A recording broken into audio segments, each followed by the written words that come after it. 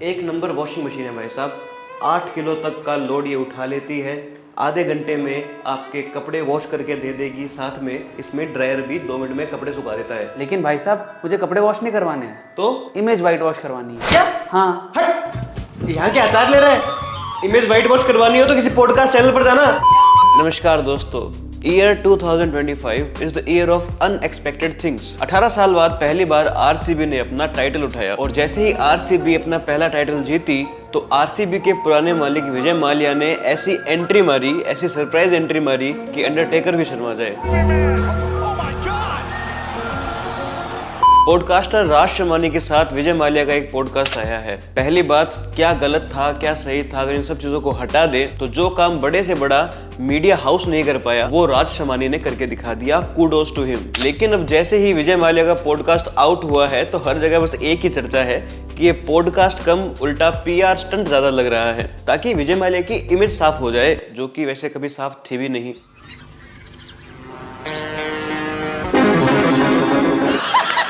भारत के लोगों की अनपढ़ता का पता इस बात से लगता है कि जैसे ही विजय माल्या का पॉडकास्ट आया उसके बाद 14-14 साल के बच्चे भी कह रहे हैं जस्टिस फॉर विजय माल्या। इन बच्चों के लिए हम पेड़, पानी और ये जो ग्लेशियर बचा रहे हैं। डिफरेंट पॉलिटिकल आइडियोलॉजी वाले ऐसे लड़ रहे हैं, बीजेपी सपोर्टर बोल रहे हैं कांग्रेस ने ही उसे लोन दिलवाया था, जो कि सच है, बस वापस पैसा नहीं निकलवा पाई थी। कर चुप चुप के मैं तुम्हें इतने सारे पैसे देता हूँ और तुम मुझे ही डुबा रहे हो। और कांग्रेस वाले बोल रहे हैं विजय माल्या याद है आपको, 9,000 करोड़ लेकर मोदी की नाक के नीचे से विदेश भाग गया।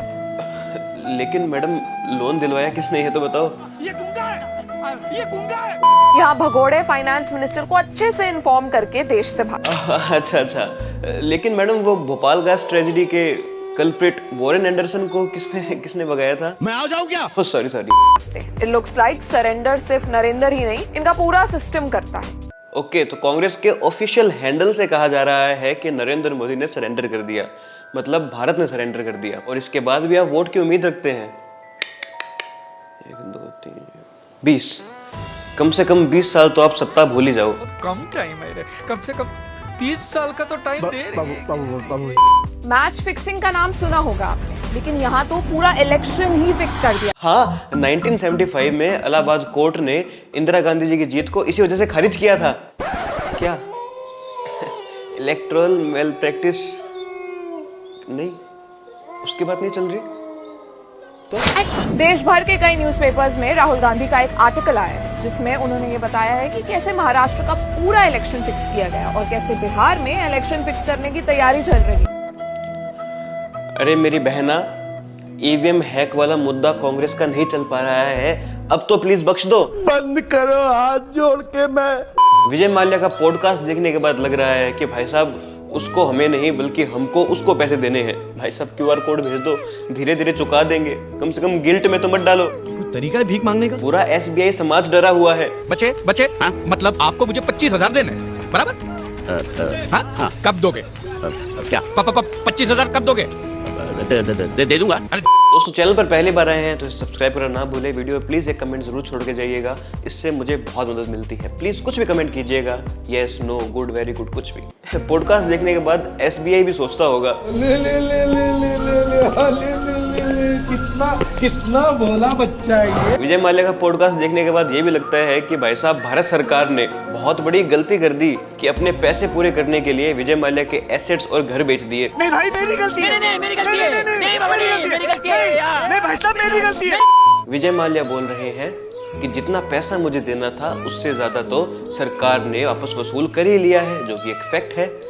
तो वो बोल रहे हैं कि मुझे चोर क्यों बोला जा रहा है, भगोड़ा क्यों बोला जा रहा है। मेरे साथ अन्याय हुआ है। हाँ, चोर के घर से चोरी किया हुआ सामान अगर पुलिस बरामद कर दे तो फिर चोर थोड़ी रहता है। चुप कर, मुंह बंद। My friend, after borrowing money from me. क्या पैसा, क्या लूट। ये लीजिए 20 रुपए। तुझे तो मैंने 500 रुपए दिए थे, सामान 200 रुपए का था, बाकी 300 कहाँ है? पैसे कहाँ उड़ा रहा है तू आजकल? तेरी तो लूट रुकने का नाम नहीं ले रही है। क्या पैसा, क्या लूट। राज शर्मानी भाई, आपने पॉडकास्ट कर तो लिया, लेकिन ध्यान रखना कहीं रणवीर इलाहाबादिया की तरह आप भी बॉयकॉट ना हो जाओ। मेरा भी बहुत बुरा पीरियड चल रहा है। भारत की शिक्षा का स्तर ये देखकर बहुत इजीली समझ आता है कि पॉडकास्ट में अगर आप 2 इमोशनल बातें बोल दें तो 14-14 साल के बच्चे इंटरनेट पर आपको डिफेंड करने पहुंच जाएंगे। भारत में कुछ लोगों को ऐसी बीमारी है कि अगर आप भारत सरकार के खिलाफ कुछ भी बोल दोगे तो वो 2 मिनट में आपको अपना बाप बना लेंगे। पिताजी, आप अच्छे पिताजी हैं। इनको लगता है कि सरकार के खिलाफ बोलने से ये कितने ही बड़े क्रांतिकारी और कूल लगते होंगे। कूल नहीं भाई साहब, फूल लग रहे हो आप एक फ्रॉड की बातों में आने से। कम ऑन यार, विजय माल्या को डिफेंड करने को आप तैयार हो? वो आदमी जिसने अपने एम्प्लॉयज को कितने टाइम तक पैसा नहीं दिया था, उसके एम्प्लॉयज ने अपनी खुद की जान ले ली थी, कंपनी घाटे में चल रही थी, लेकिन भाई साहब खुद अपनी लेविश लाइफ जी रहा था, महंगी महंगी बर्थडे पार्टीज कर रहा था, एनरिके इग्लेसियास सिंगर को, जो कि एक बहुत बड़ा सिंगर है, उसको अपनी पार्टी में बुला रहा था, और यहाँ एम्प्लॉयज के पास सैलरी नहीं थी, कंपनी घाटे में चल रही थी। मतलब खुद का एंजॉयमेंट फुल लेवल पर चल रहा था, लेकिन कंपनी को घाटे ही घाटे में दिखा रहा था। 35 लाख का तो हमारा इन्वेस्टमेंट है, तो 36 लाख का घाटा कैसे हो गया? विजय माल्या का पॉडकास्ट करने का मकसद यही था कि उसकी इमेज कुछ व्हाइट वॉश हो जाए, जैसे संजू फिल्म के बाद संजय दत्त की हो गई थी। और देखा जाए तो विजय माल्या पार्शली इसमें सक्सेसफुल भी हुए हैं। आज है काफी लोग जिन्हें लगता है कि वाह, हमने दूसरे पक्ष की बात सुन ली, अब तो पक्का सरकार ही चोर होगी। इस समाज को कुछ नहीं मालूम, जिस देश का विद्वान ही पूरे पॉडकास्ट में राष्ट्रमान्य उससे पूछते हैं कि हमने आपके बारे में ये सुना है, विजय माल्या कहता है ये झूठ है। हमने आपके बारे में ये पढ़ा है, विजय माल्या कहता है झूठ। मीडिया आपके बारे में ये बोलती है, वो कहता है झूठ। सीईओ ने आपके बारे में ये कहा है, झूठ। मतलब भाई साहब हर बात को डिनाई कर रहे थे, और आज भाई कोई काउंटर क्वेश्चन भी नहीं कर रहे थे। कुछ नहीं भाई साहब, अब तो बस एक पॉडकास्टर का दाऊद के साथ इंटरव्यू देखना बाकी है।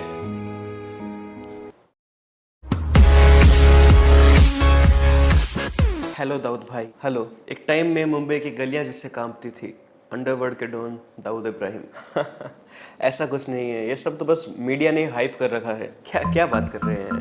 एक्सटॉर्शन, ड्रग माफिया, किडनैपिंग, ये सब आप नहीं करते थे? नहीं। अगर मैं नाम लेने लगूँ ना तो इतने बड़े बड़े मंत्री फंसेंगे कि आप सोच भी नहीं सकते। तो फिर ये अंडरवर्ल्ड की दुनिया, आप बताइए कौन चाहता है कि वो अंडरवर्ल्ड में घुसे? भाई साहब जब खाने को रोटी ना हो ना, और लोग आपका धर्म देखकर आपको टारगेट करे, तो पावर में आने के अलावा और कोई चॉइस बचती नहीं है। ओह, तो आप कट्टरपंथियों का शिकार हो गए थे, और लोग आज भी आरएसएस को सपोर्ट करते हैं। जी, जब मैं भारत छोड़कर पाकिस्तान पहुंचा ना, तो जानते हो मैंने सबसे ज्यादा मिस क्या किया? इस देश की मिट्टी। क्या अगर आज आपको भारत वापस आने का मौका मिले तो क्या आप आएंगे? बिल्कुल आऊंगा, बस मुझे फेयर ट्रायल की एक एश्योरेंस मिल जाए।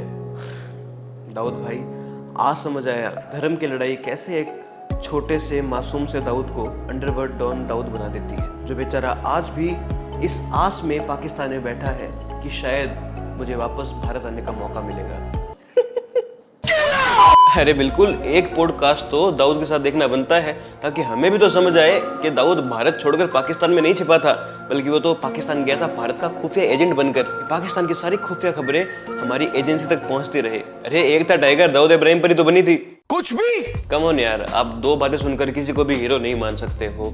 रावण भी बहुत बड़ा शिव भक्त था, बहुत बड़ा ज्ञानी था, लेकिन उसकी ये क्वालिटीज उसकी बुराइयों को ओवरशैडो नहीं कर सकती है। आज रावण किसी के लिए भी हीरो नहीं है, एक आधों को छोड़कर। ये सब क्या देखना पड़ रहा है? हमारी ये हिपोक्रेसी है कि अगर कोई नेता डिप्लोमेटिक रिलेशंस के लिए कोई विदेशी टूर पर जा रहा है, तो हम बहुत चिल्लाते हैं कि हे भगवान, भारत के टैक्स पेयर का पैसा तो ये लोग घूमने में उड़ा रहे हैं। लेकिन अगर लेजिट एक बिजनेसमैन भारत के टैक्स पेयर के पैसों को उठाकर अपना लोन ना चुकाकर दूसरे देश भाग जाता है, तो भाई साहब हमने भी पॉडकास्ट देखा है, विजय माल्या इतना ही बुरा नहीं था, बेचारे को सरकारों ने फंसा दिया। बेशरम आदमी, तुम्हारे बाप का पैसा है। देखो बेचारा कितनी गरीबों की जिंदगी बिता रहा है। इतनी भी नहीं। देखो यार, विजय माल्या एक ऐसी लेविश जिंदगी जीता था जो हम सब जीना चाहते हैं। अगर आपको एज अ बिजनेसमैन कुछ क्वालिटीज विजय माल्या से उठानी है तो इसमें कोई प्रॉब्लम नहीं है। जब पीआर हुआ भी नहीं करती थी, जब लोगों को पीआर के बारे में पता भी नहीं था, तब विजय माल्या ने अपने आप को बहुत अच्छे से मार्केट किया था। सक्सेसफुल बिजनेसमैन था, लेकिन समय के साथ उसके साथ क्या हुआ आप सबको पता है। उसने क्या किया वो भी आप सबको पता है। लेकिन विजय माल्या ने जो अपनी पर्सनल ब्रांडिंग की थी वो कमेंडेबल है, लेकिन किसी भी रूप में आज किसी भी पॉडकास्ट या किसी कहानी सुनकर आप विजय माल्या को अपना हीरो नहीं मान सकते। दोस्तों, आपके इस बारे में क्या विचार है मुझे कमेंट सेक्शन में बताइएगा। चैनल को सब्सक्राइब करना ना भूले। वीडियो पर प्लीज प्लीज प्लीज एक कमेंट जरूर छोड़ के जाइएगा, इससे मुझे बहुत मदद मिलती है। वीडियो को जरूर शेयर कीजिएगा। मिलते हैं नेक्स्ट वीडियो में। जय हिंद, जय श्री राम।